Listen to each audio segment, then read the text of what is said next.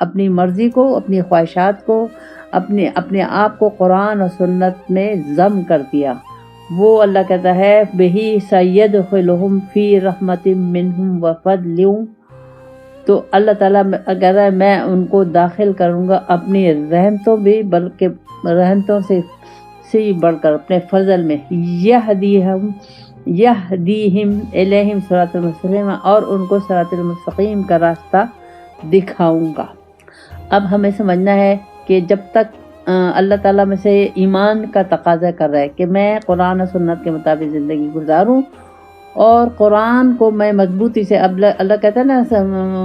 قرآن کی رسی کو مضبوطی سے تھام لو، تو اس کا مطلب یہ ہے کہ قرآن کو اپنی زندگی میں قرآن کے مطابق زندگی گزارو، صبح سے شام تک، پیدائش موت تک، ہر چیز، اٹھنا بیٹھنا سب کچھ قرآن و سنت کے مطابق ہو۔ تو اللہ کا فضل، یہ اللہ کا وعدہ ہے ہم سے، اور اللہ کا وعدہ سچا ہے، وہ ضرور پورا ہوگا، اور یہ سیدھا راستہ ہے۔ پھر اللہ تعالیٰ مجھے اس سیدھے راستے کی ہدایت دے گا۔ اب میں 5 وقت، اگر دیکھا جائے تو میں 5 وقت اللہ سے ہدایت،